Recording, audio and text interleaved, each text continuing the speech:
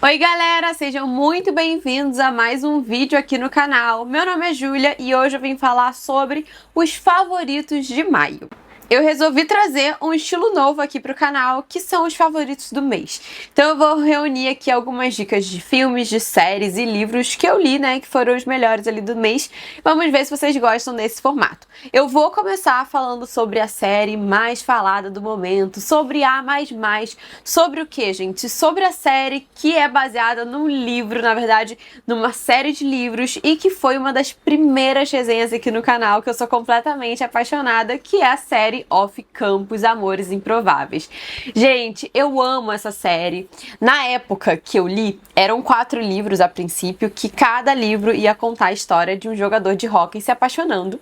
E aí depois essa série ficou famosa, lançaram mais 4 livros que eram spin-off, então mais, né, uma sequência de 4. Hoje em dia, gente, eu já nem sei, porque hoje em dia já tem até o filho dos protagonistas dos primeiros livros, então eu já perdi a conta.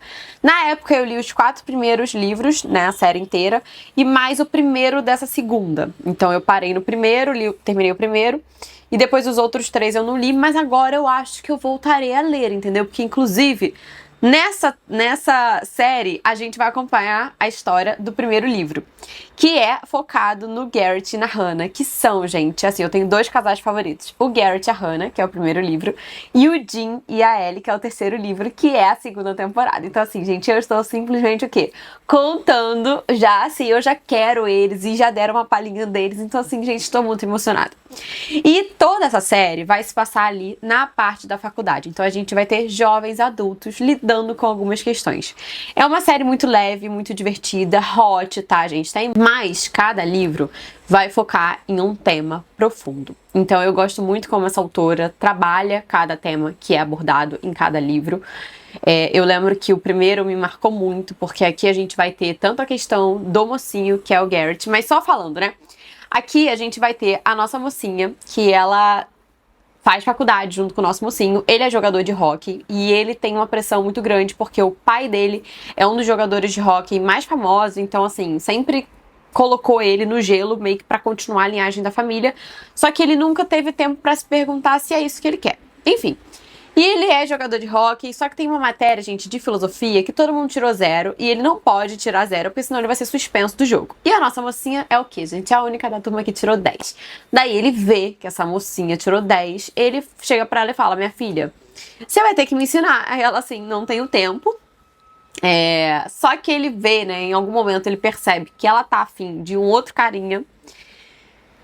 Só que ela não sabe flertar, gente, ela é péssima. E aí ele oferece pra ela, ele fala: olha, a gente finge que a gente tá namorando, que eu conheço esse tipo de cara, se ele vê que você tá comigo, ele vai querer você. A gente finge que está namorando, né, eu te ajudo, você me ajuda com a prova, e é isso, win-win. E aí eles fazem o acordo, que é o nome do livro. E aí, gente, vai surgir o quê? Vai surgir uma amizade muito bonita entre os dois, e é muito lindo. Aqui, né, como eu falei, a nossa mocinha, o tema aqui é um tema de abuso sexual. Então a nossa mocinha, ela sofreu um abuso antes de começar o livro, então não tem nenhuma descrição. E ela já trabalhou terapeuticamente esse trauma. Só que, gente, não é uma coisa que vai embora, né? Eu acredito que seja muito igual ao luto. Então, assim, a vida vai se tornando muito grande ao redor, mas aquilo ali tá ali, né? Enfim.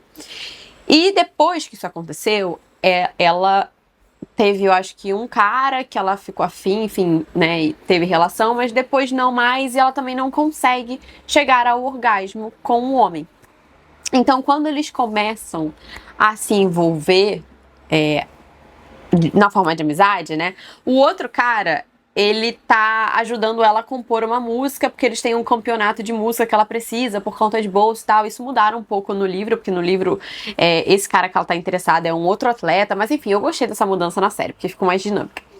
E aí, gente, a questão é que ela chega pra ele e fala assim: eu quero que você me dê um orgasmo. Porque aí ela explica a situação pra ele. E é muito lindo, gente. Eu lembro que no livro eu chorei horrores. Eu tô relendo, mas eu não cheguei nessa parte ainda. Mas eu lembro que quando eu li, isso tava muito marcado. Que a primeira vez que eles têm, quando ela conta isso pra ele, quando ela pede pra ele dar um orgasmo, ela fala que consegue chegar sozinha, mas não consegue chegar com alguém. E aí ele fala: então a gente vai fazer dessa maneira. Você fica aí me olhando, eu fico aqui te olhando, e a gente vai fazer assim, porque aí, né, Se você conseguir, enfim, já é um primeiro passo. E eles fazem dessa maneira. E eu fiquei pensando, eu falei, será que eles vão levar, né, pra adaptação igual é no livro? E foi igual. E, gente, eu me emocionei muito, eu chorei horrores, enfim, é muito lindo. Então tem toda a questão dela de superação, de não querer ser essa pessoa vítima e de não deixar que isso defina, mas ao mesmo tempo de estar ali aberta, né, e vulnerável num relacionamento que vai curando, tanto ela quanto ele, porque ele também tem questões do pai dele, como eu disse, né, o pai dele tinha essa questão de impor pra ele um sonho que ele não sabe se esse sonho é dele, né, de ser jogador de hóquei, de continuar a linhagem da família, ao mesmo tempo que o pai dele era muito agressivo, batia nele, batia na mãe, enfim, então tem uma questão ali de agressividade, que o hóquei também é um esporte agressivo, que ele não quer continuar.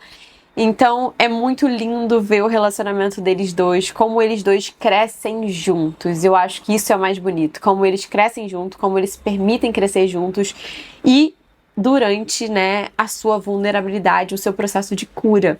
Gente, sério, eu fiquei muito apaixonada pela série. Eu me lembrei como eu era apaixonada por esses livros, e mesmo agora, né, eu não lendo muito coisas, né, de adolescente, de jovem adulto, eu quis reler o livro e por enquanto tô amando a adaptação, depois eu posso fazer um vídeo só sobre isso. Mas enfim, essa foi a minha primeira dica.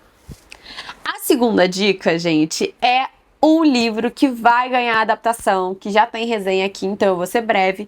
Mas é o que, gente? Os 12 Signos de Valentina. Eu li o livro na escada da academia, que vai acompanhar uma mocinha que levou um pé na bunda. E ela vai fazer o que, gente? Ela vai picar com um cara de cada signo do zodíaco, porque a moça da faxina falou que ela e o ex dela só não deram certo porque ela era de um signo, o cara era de outro e não dava match.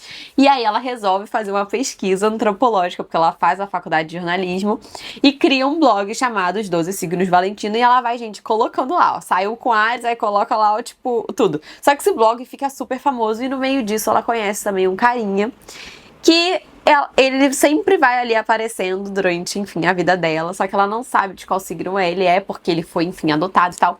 Enfim, gente, é muito gostosinho, super leve, vai ganhar adaptação esse ano ainda na Netflix, com a Giovanna Grigio e o Zé Condessa. Então, assim, estou super animada.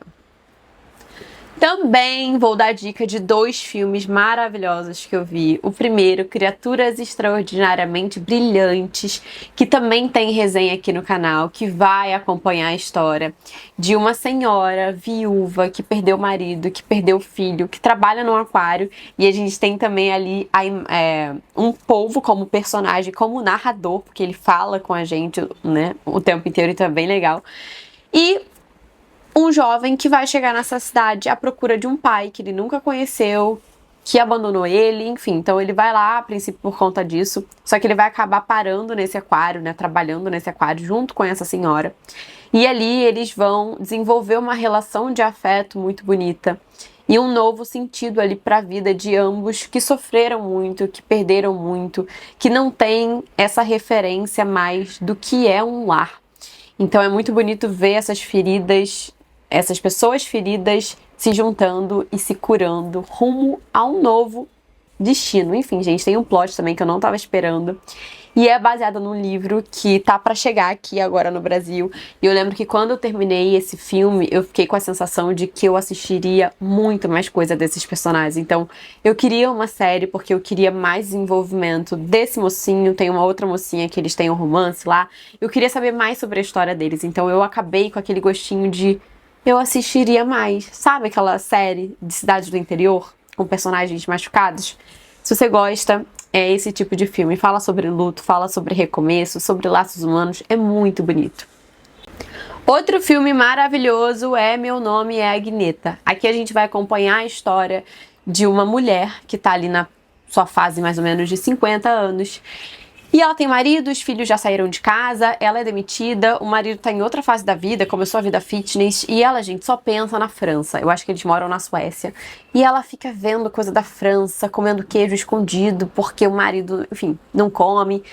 E o sonho dela é isso. Até que ela é demitida, ela vê, assim, uma proposta de emprego para cuidar de um menino lá numa vinícola da França, enfim, num lugar de natureza na França. Ela se inscreve, assim, meio que de zoação, porque ela não acha que ela vai ser contratada.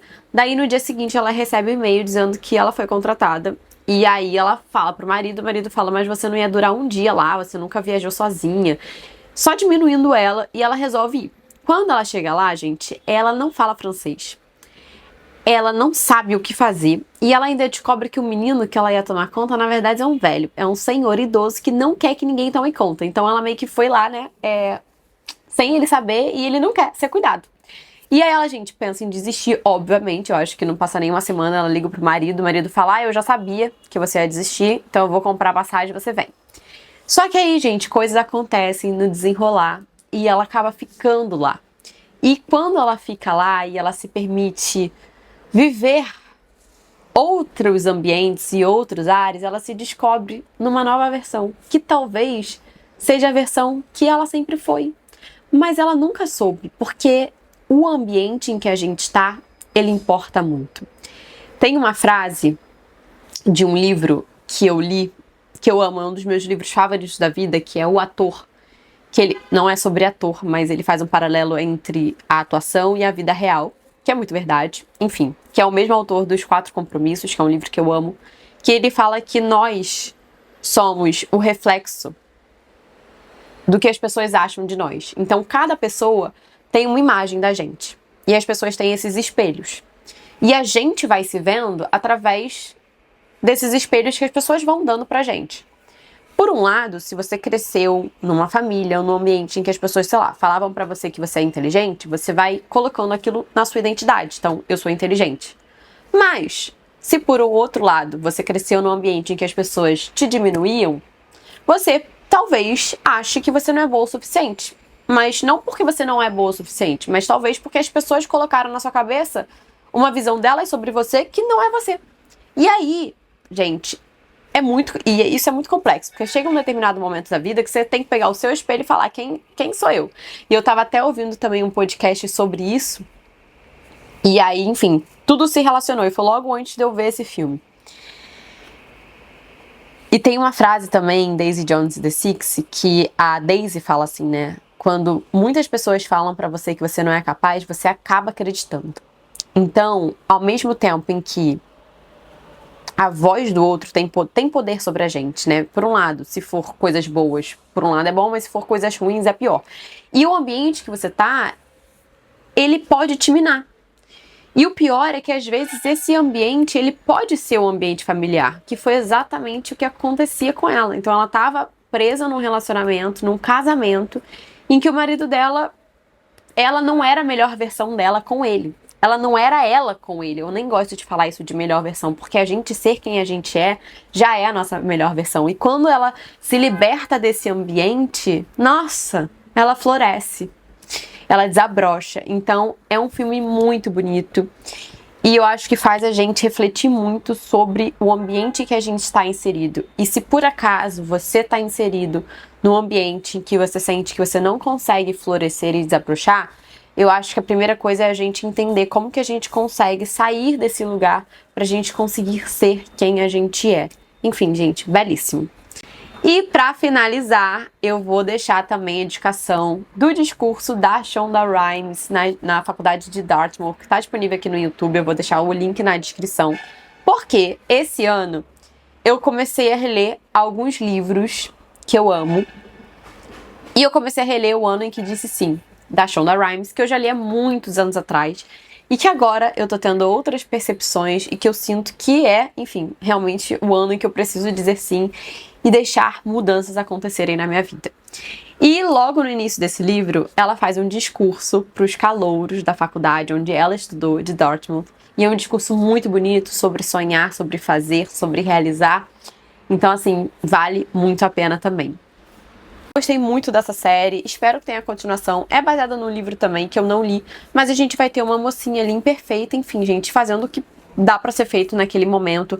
E eu gostei também das temáticas que a série trouxe acerca dos relacionamentos, né, familiares, enfim, as conturbações que acontecem na vida. E o pai dela volta, vai morar com ela. O pai dela, ele era um jogador profissional de artes, né, marciais. Não sei se era boxe, acho que era boxe. Mas ele também tem problema com droga. Enfim, tem a mãe dela, que é a Michelle Pfeiffer, maravilhosa. Que também tem uma questão ali, porque também criou ela sozinha, engravidou muito cedo. Enfim, gente. Mas essas foram as minhas dicas do mês de maio. Depois não esqueçam de se inscrever aqui no canal, curtir esse vídeo, compartilha com quem você sabe que tá precisando de uma dica de série, de filme, de livro. E deixa aqui nos comentários também qual foi o seu melhor de maio. Beijos, obrigada e até o próximo vídeo. Tchau, tchau!